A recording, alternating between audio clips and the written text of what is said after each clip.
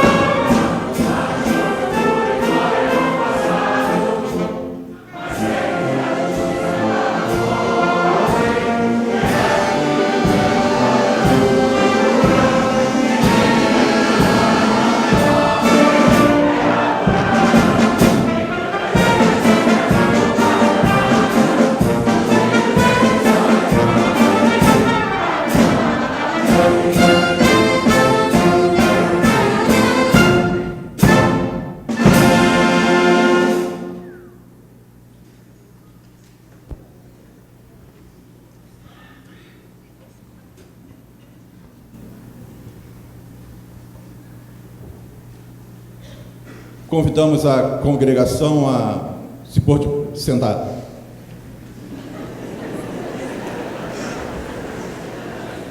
Era só para testar os irmãos. Meus irmãos, nós vamos então dar agora início, já demos com a entrada da bandeira, agora vamos ler esse texto do Salmo 33, que encima a nossa programação do culto desta noite. Aqui diz o salmista: feliz a nação que tem o Senhor como seu Deus, feliz o povo que Deus escolheu para ser dele. Vamos ler todos juntos? Feliz a nação que tem o Senhor como seu Deus, feliz o povo que Deus escolheu para ser dele. Nós vamos agora ter a entrada dos gaiteiros de fole.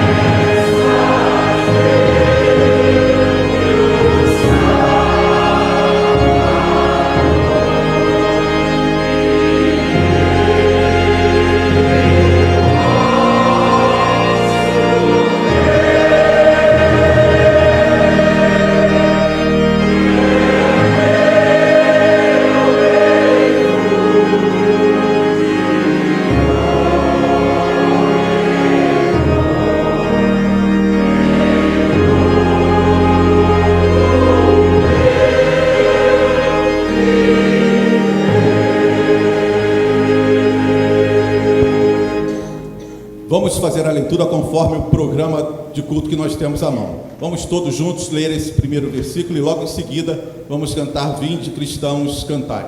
Vamos todos? O Senhor Deus é bom, em tempos difíceis Ele salva o seu povo e cuida dos que procuram a sua proteção.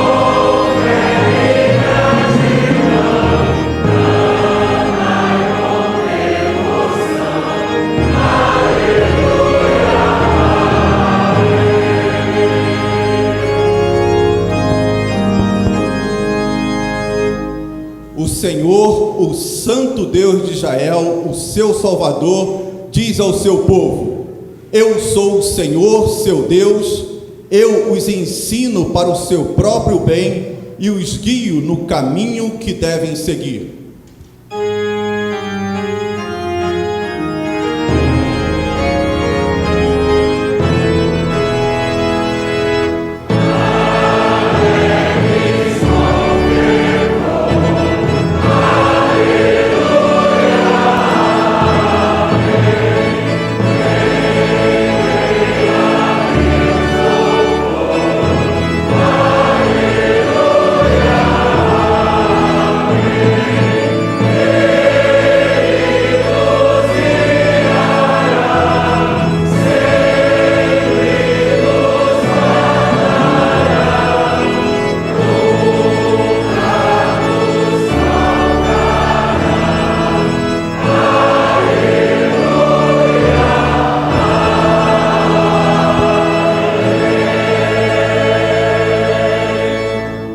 Todos, o Senhor já nos mostrou o que é bom, Ele já disse o que exige de nós. O que Ele quer é que façamos o que é direito, que amemos uns aos outros com dedicação e que vivamos em humilde obediência ao nosso Deus.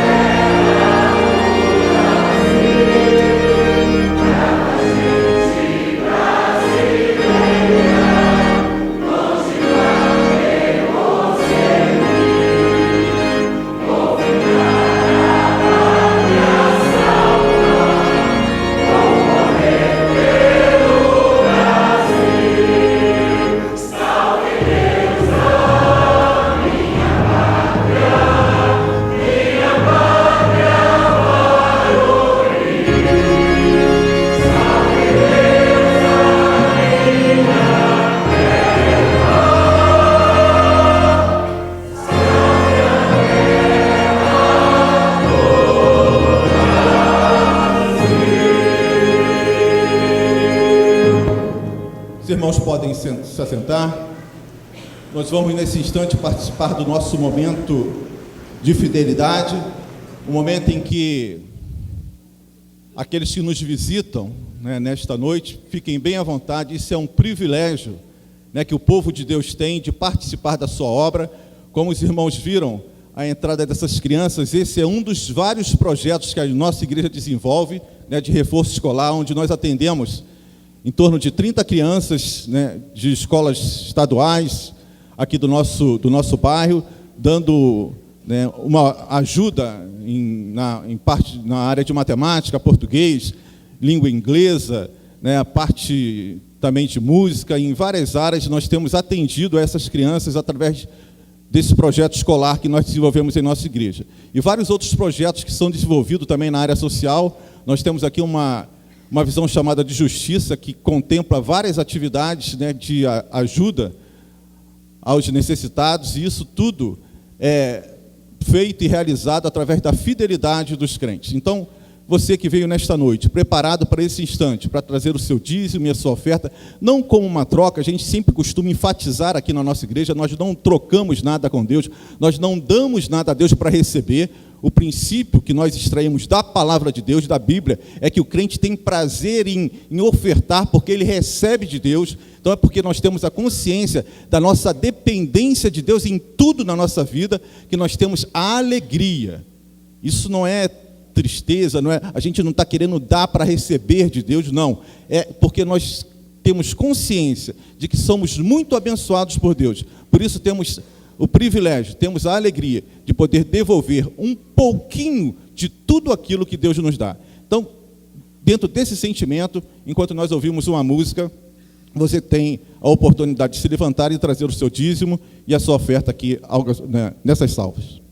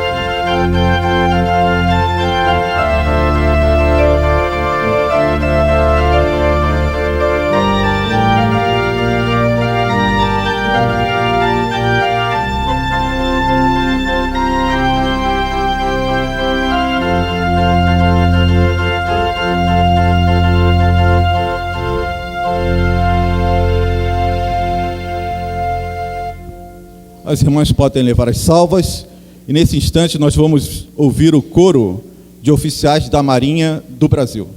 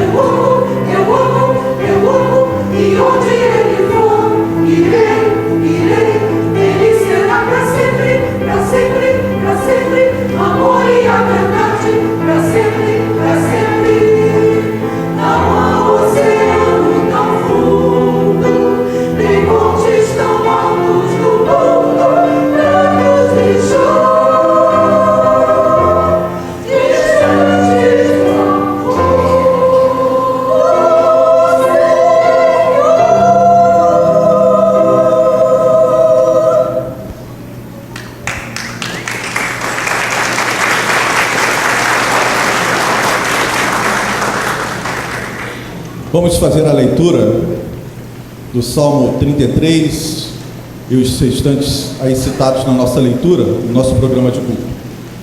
As palavras do Senhor são verdadeiras. Tudo o que Ele faz merece confiança.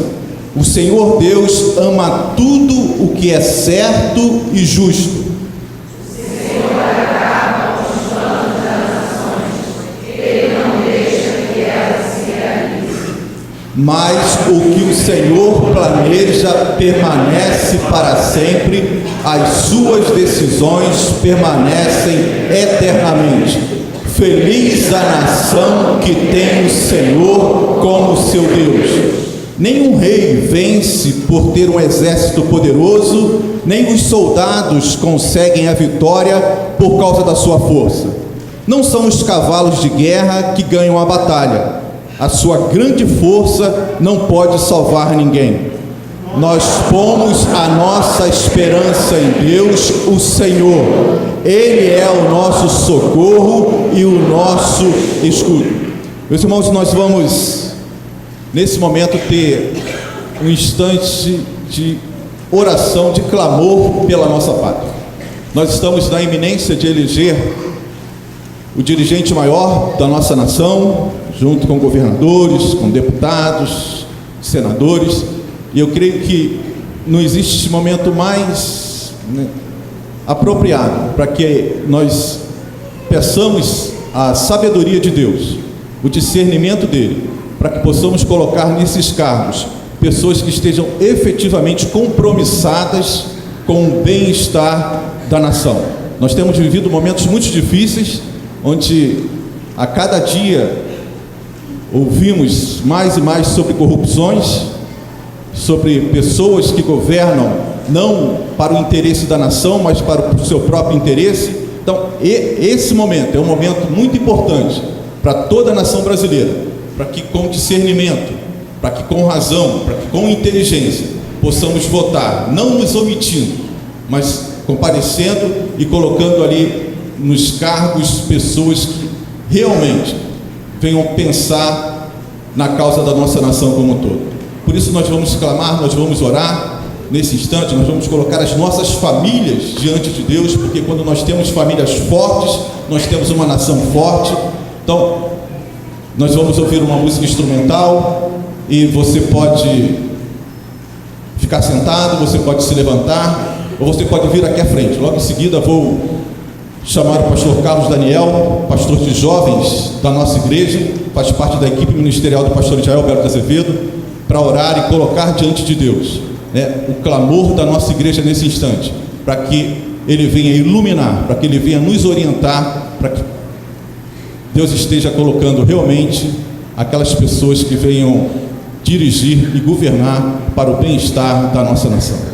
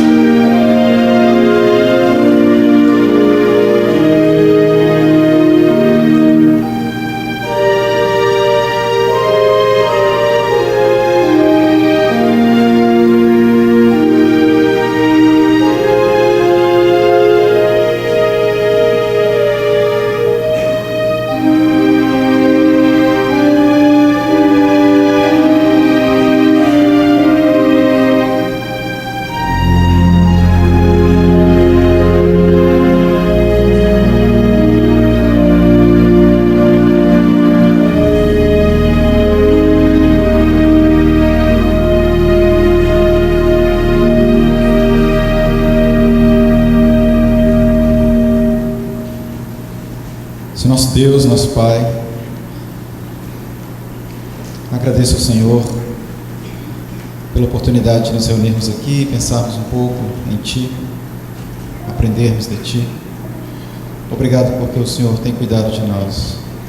Nesse momento, Deus, eu peço ao Senhor que continue cuidando da gente. Temos aqui alguns irmãos que ficaram em pé. O Senhor sabe que eles têm pedido a Ti, Temos outros que estão sentados, mas de igual modo tem algo para colocar diante do Senhor. Ó Deus, olha para a gente, escuta as nossas orações, as nossas preces e, mediante a Tua misericórdia, atenda os nossos pedidos. O desejo do meu coração é que o Senhor atenda todos aqui, mas o Senhor sabe o que é melhor para cada um de nós. Sim, Senhor. E nós nos colocamos diante da Tua santa vontade.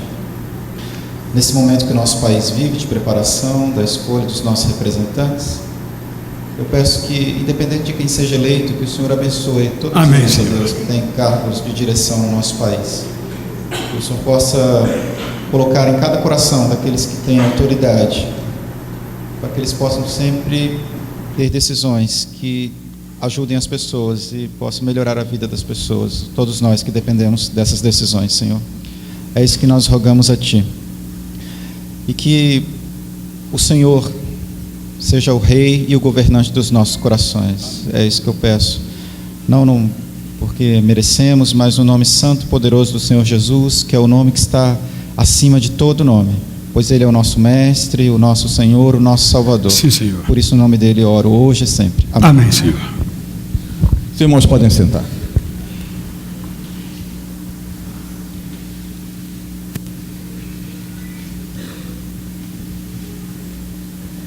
Nós vamos ter mais uma participação agora do coro, né, da Marinha do Brasil.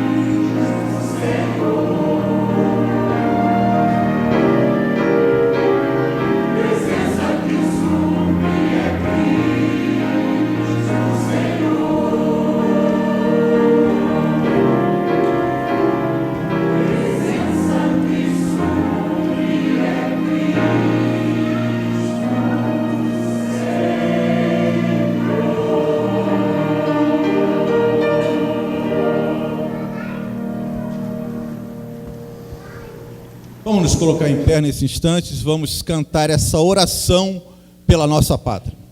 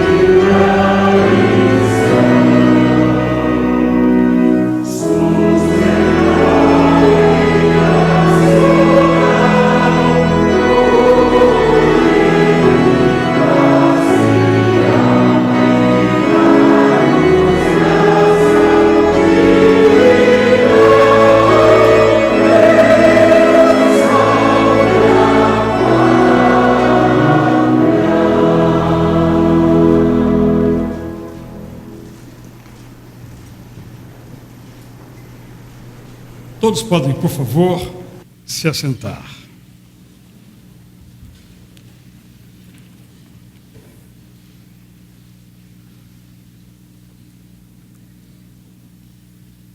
Li há alguns meses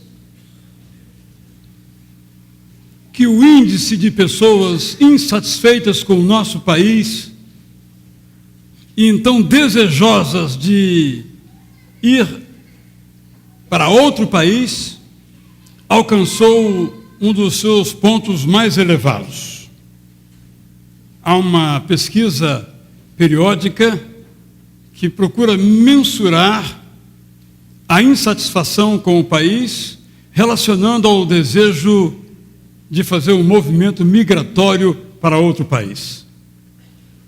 Então eu decidi pregar sobre o seguinte tema: não desista do Brasil. Algum tempo depois, no entanto, de isso estar calado no meu coração, houve o falecimento de um dos candidatos à presidência da República e naquele momento se revelou que o moto da sua campanha era "não desista do Brasil". Depois, a candidata que assumiu o seu posto não persistiu neste moto, mas assim mesmo eu decidi não ter como tema da minha mensagem nesta noite este moto, por entender que não seria oportuno. Todavia, é bastante preocupante que o número de pessoas que querem deixar o nosso país esteja em índice tão elevado, pelo aspecto revelador destes números. Então eu decidi, junto com a nossa irmã Silvia, trazer-lhes uma passagem da vida de Jesus.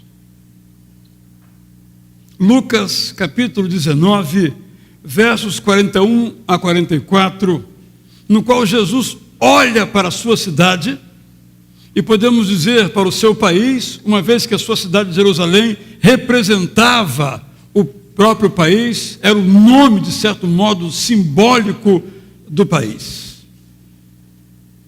Aqui encontramos uma atitude de Jesus, e algumas palavras de Jesus, que nos convidam então a colocar a nossa pátria aos pés da cruz de Jesus. Leio então o texto bíblico, Lucas 19, 41 e subsequentes. Quando Jesus chegou perto de Jerusalém e viu a cidade, chorou com pena dela e disse: Ah, Jerusalém, se hoje mesmo você soubesse o que é preciso para conseguir a paz, mas agora você não pode ver isto, pois chegarão os dias em que os inimigos vão cercá-la com rampas de ataque e vão rodeá-la e apertá-la de todos os lados. Eles destruirão completamente você e todos os seus moradores. Não ficará uma pedra em cima da outra, porque você não reconheceu o tempo em que Deus veio para salvá-la. Quero dizer aos irmãos que hoje eu tive vontade de chorar, lendo uma reportagem da Folha de São Paulo. O título desta matéria, reveladora, entristecedora, indicadora de falta de futuro para o nosso país, é o seguinte: baladas de 86% das associações atléticas têm apoio da indústria da bebida.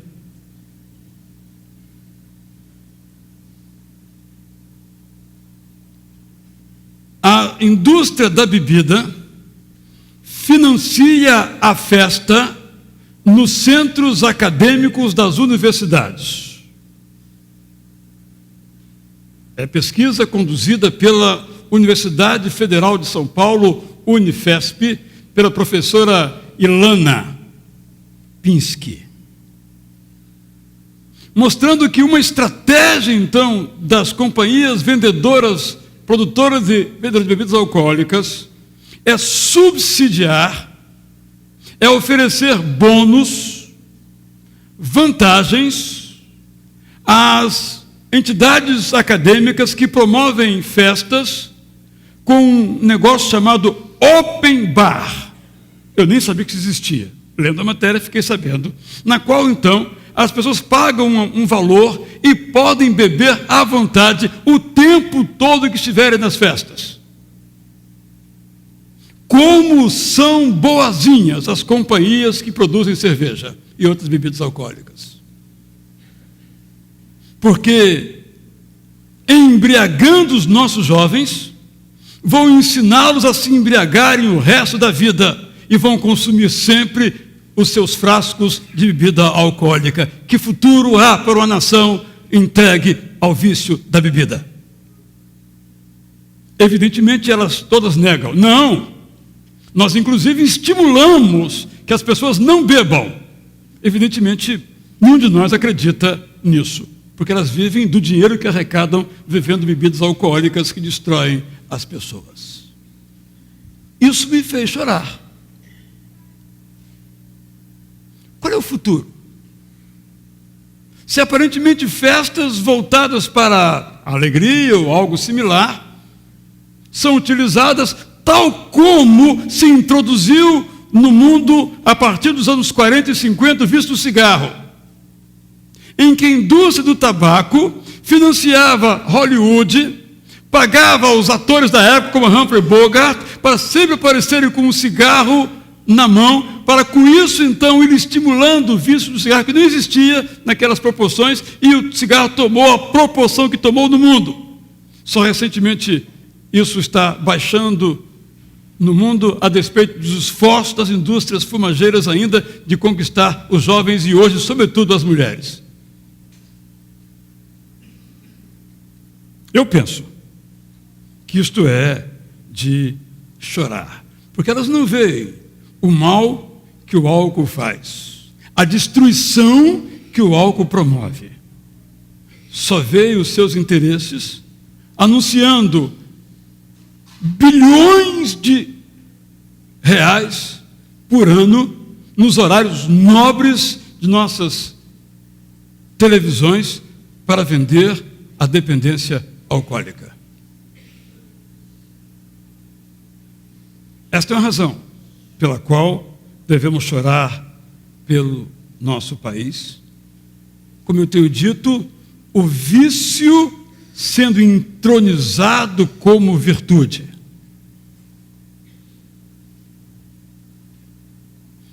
Devemos orar chorando pelo nosso país por causa da corrupção que é vertical, de cima para baixo, de baixo para cima, não escapando um setor sequer da sociedade. E é horizontal. A frase que nós mais ouvimos hoje no Brasil é: todo mundo rouba. Vamos falar as coisas com clareza. Claro que preferimos dizer que são os políticos que roubam, o que é totalmente verdadeiro. Mas não são apenas eles, porque se tornou vertical, de cima para baixo e possivelmente de baixo para cima também. Beneficiar-se em prejuízo do outro se tornou um valor aceitável. Como aprendi quando criança, uma terrível frase, que pecado não é roubar e não poder carregar. Frase infeliz do pensamento popular, talvez traduzida hoje: se você rouba e ninguém pega você, você é um cara esperto. Procuram-se nos gabinetes dos tribunais, dos poderes executivos, maneiras de desviar o dinheiro que é de todos nós para benefícios absolutamente próprios. E é escandaloso, por exemplo, que um destes, condenados em mais de uma instância, considerado então pelo Tribunal Superior Eleitoral como ficha suja, o foi, estarreçamos-nos, por 4 votos a 3. Isto é, dos 7 ministros, 3 ainda achavam que aquele cidadão não era ficha suja. Usando, portanto, os recursos, os meandros da lei, para tornar um bandido uma pessoa virtuosa. Este é um motivo não para sair do país, mas para chorar por ele. Quero mencionar em terceiro lugar a nossa rejeição às autoridades. É verdade, infelizmente, que a maioria dela não se dá ao respeito. No entanto, em função da função que ocupam, merecem o nosso respeito. Não por suas pessoas, mas pelos seus cargos. E quando nós somos estimulados pelas suas próprias atitudes e por uma cultura que não valoriza a hierarquia, os valores, a ordem, a não dar o lugar de primazia que a autoridade tem, como é que iremos construir um país a não ser na anarquia? Que não é capaz de fato, produzir valores democráticos. Cada um de nós aqui poderia ampliar esse retrato. Eu mencionei 3 pontos altamente preocupantes. O vício entronizado em virtude, a corrupção verticalizada e horizontalizada, tornando-se genérica, endêmica, como infecção incontrolável, e a desmoralização das autoridades escolhidas democraticamente para dirigirem nossos governos municipal, estadual e da União. Quando Jesus olhou para Jerusalém, a cidade era governada não por um corrupto, porque essa palavra não tinha um significado naquela época, mas por um homem violento e opressor. Ele e todos que representavam o sistema, tanto político quanto judiciário, quanto religioso, baseavam-se na violência e na brutalidade. Mas Jesus, quando olhou para Jerusalém, não chorou apenas por causa das raposas, como ele chamava essas autoridades, mas chorou também por causa do povo que andava como ovelhas sem pastor.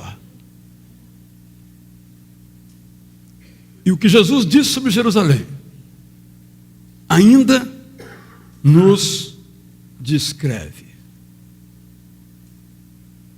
E Jesus, então, ao dizer, chorou, porque aquela cidade dizia que queria a paz, mas não reconhecia que Deus viera para salvá-la e propiciar a ela esta paz.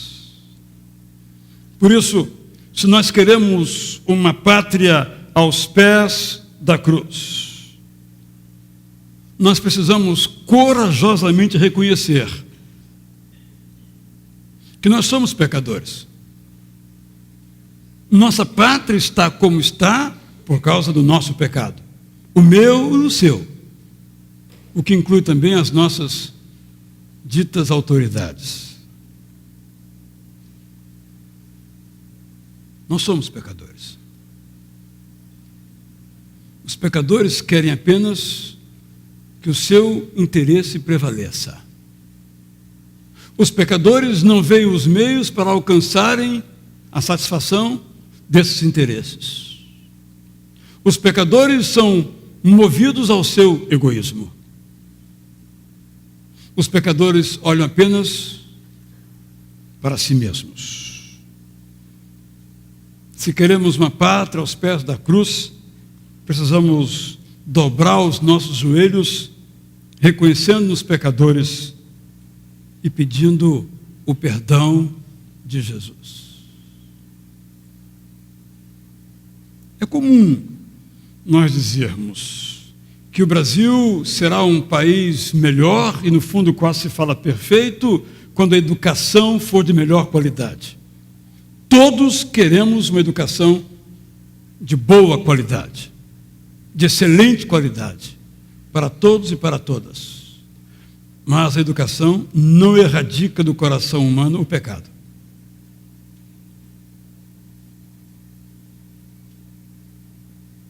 Os homens mais corruptos são os mais bem educados. E usam tudo o que aprenderam para roubar sem ser flagrados. Precisamos de educação, mas precisamos de arrependimento. Se todos roubam, eu não vou roubar se eu estou com os meus pés, com o meu corpo aos pés da cruz.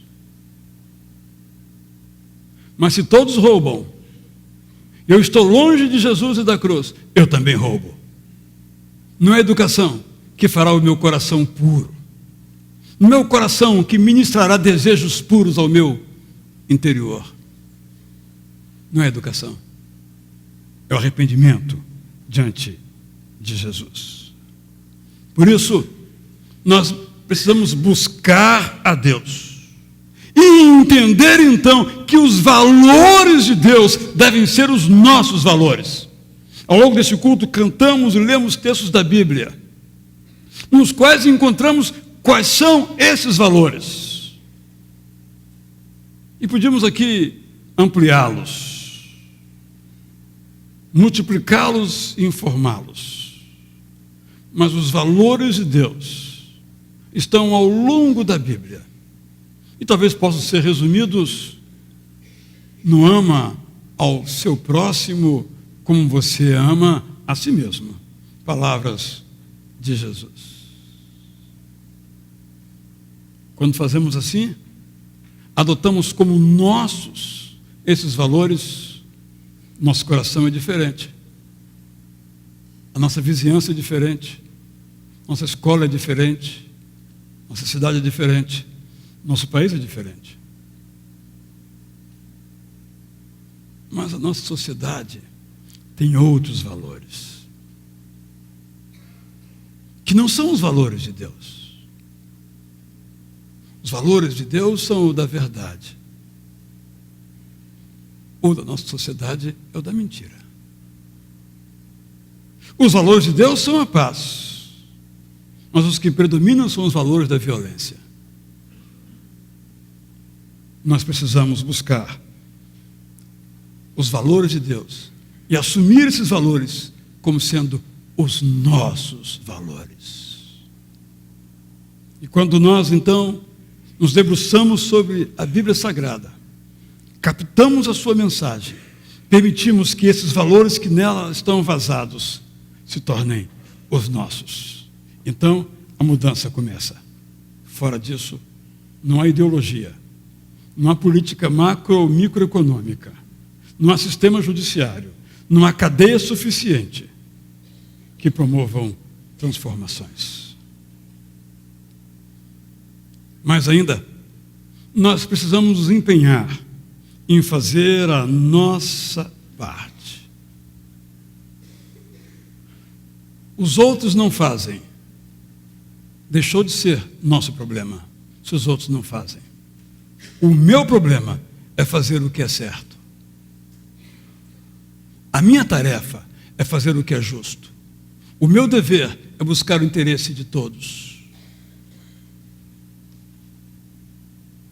Não importa se esse não é o caminho trilhado pela maioria.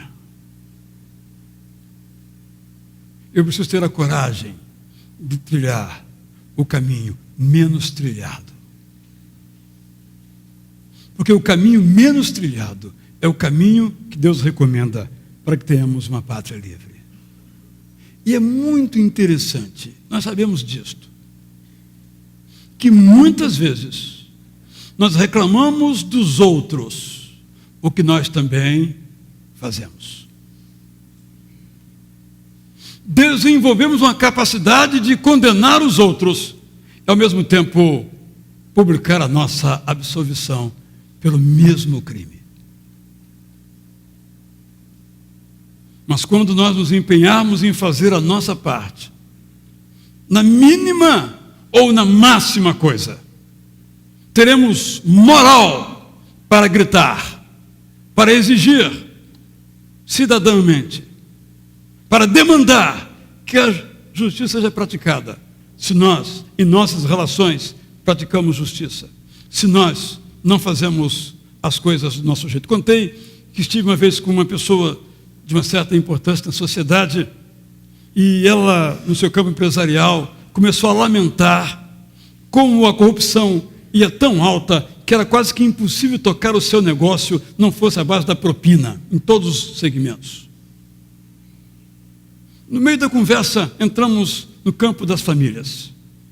Então ele me contou uma história. Pois é, eu fui, num tal final de semana, passear na região dos lagos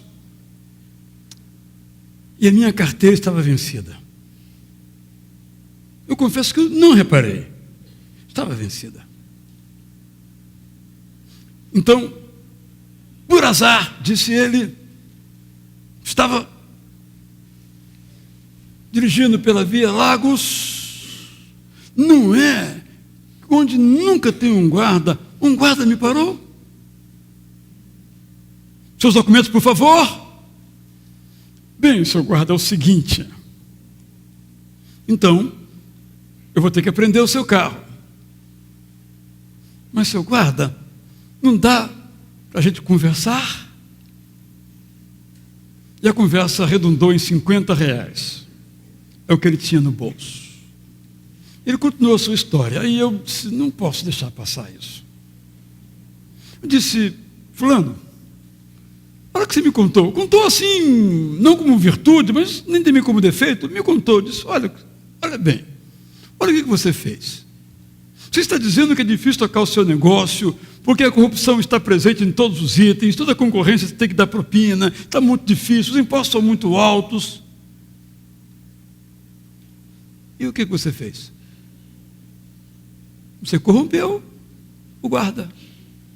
Um mísero R$50. Porque, na verdade, ele procurou mostrar como aquele guarda foi venal, se vendendo por apenas R$50. Se fossem 500...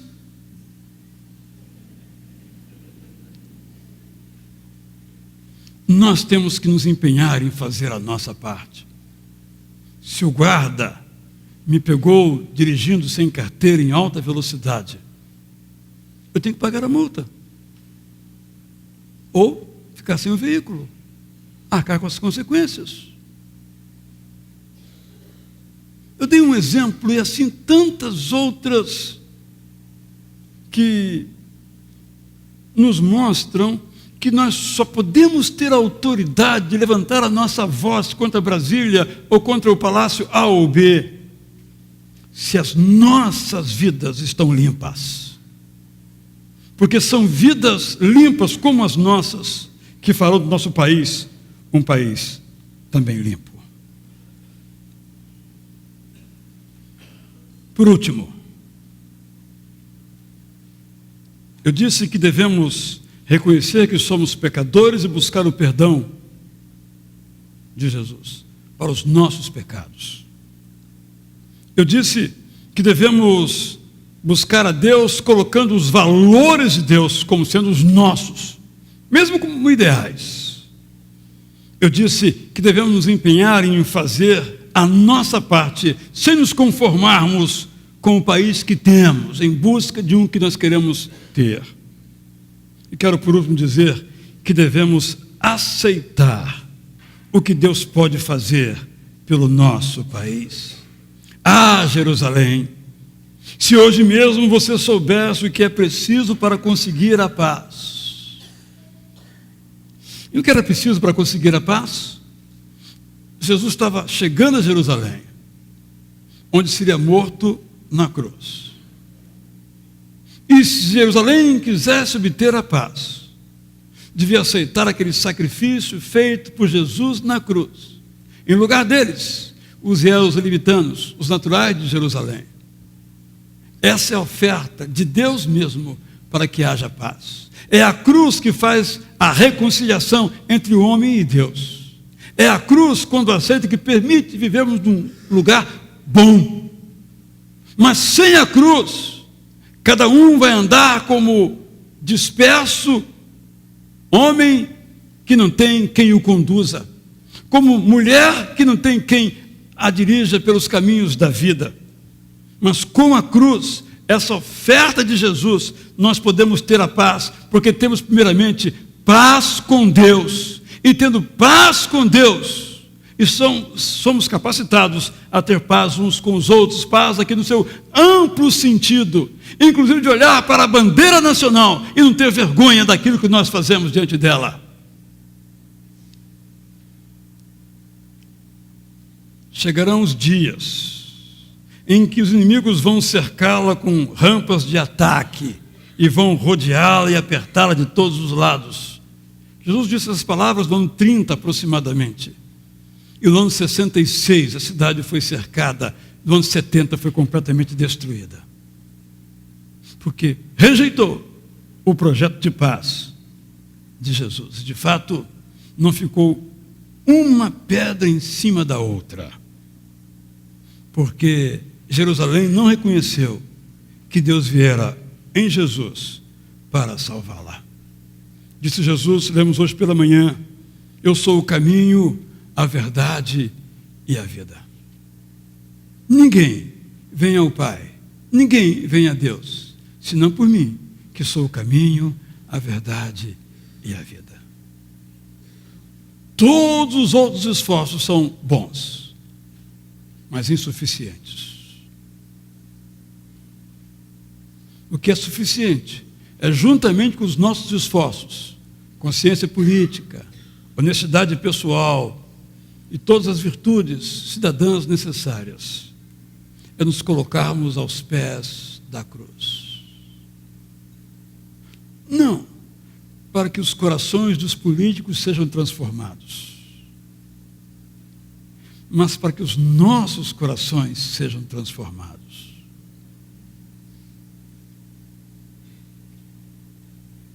Porque aí nós votaremos, não segundo também os nossos interesses.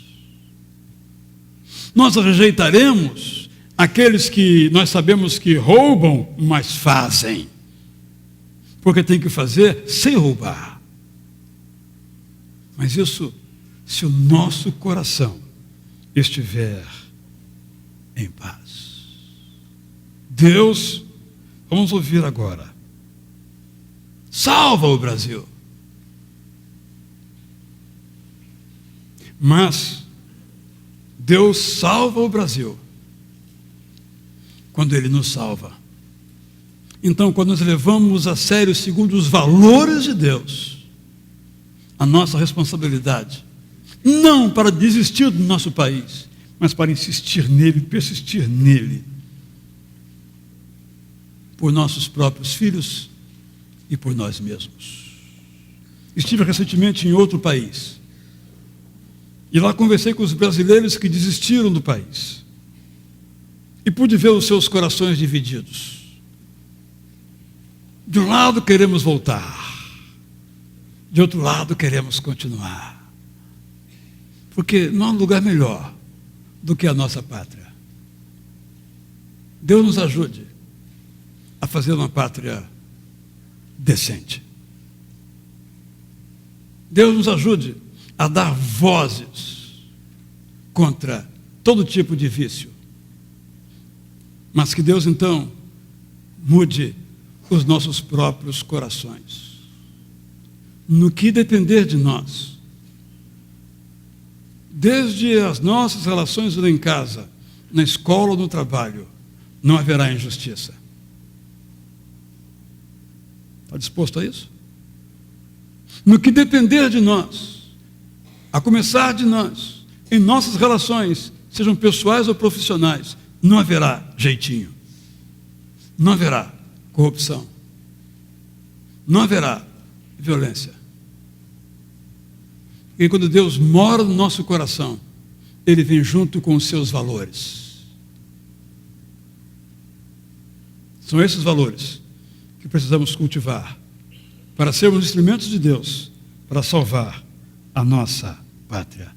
Salva o Brasil.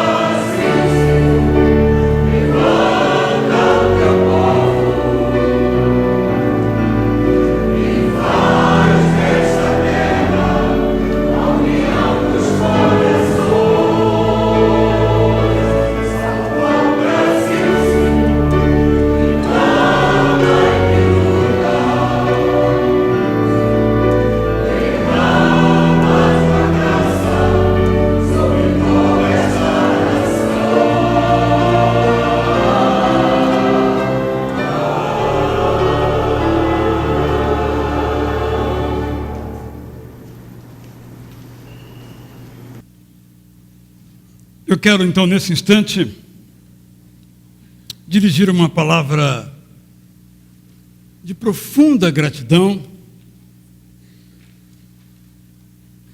a cada um dos componentes dos coros, da banda e da dupla de fole. Como eu disse lá em nossa oração, antes de começarmos nosso culto, aqueles que vêm aqui há vários anos, o nosso muito obrigado. E alguns que vieram hoje pela primeira vez, nosso muito obrigado. Vocês estão aqui em missão, como vocês dizem na Marinha. Mas para nós foi missão recebê-los também. E alegria ter vocês aqui conosco. Nosso desejo que outras vezes nós possamos estar juntos. Quando vocês saírem, receberão uma pequena lembrança de que estiveram conosco e queremos nos colocar à disposição para receber a cada um de vocês em outros momentos, sejam eles cívicos ou não. Porque onde estamos é o momento cívico em qualquer tempo. A todos que aqui participaram e participam desse culto, dirigimos as mesmas palavras. Aos que são da nossa igreja, obrigado por sua presença.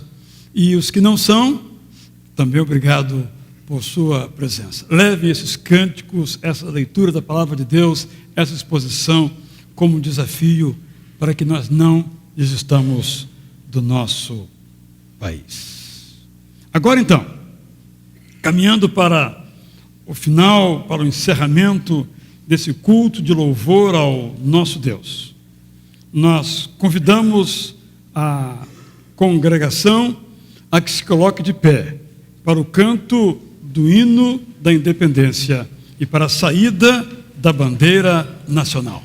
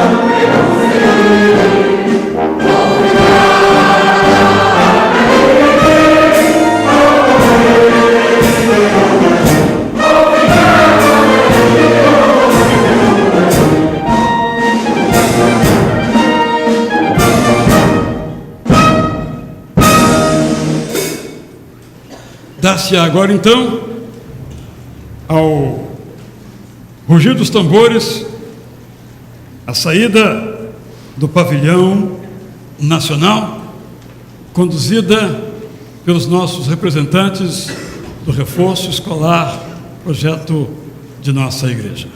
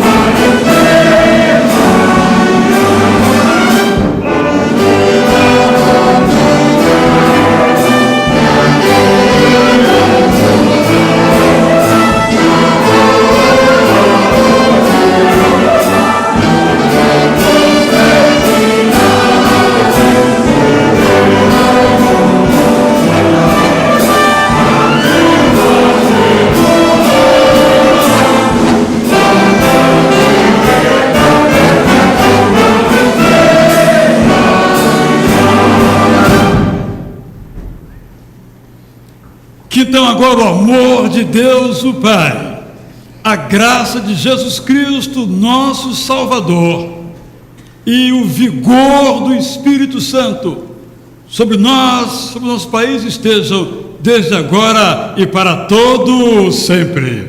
Amém. Para que então haja a paz.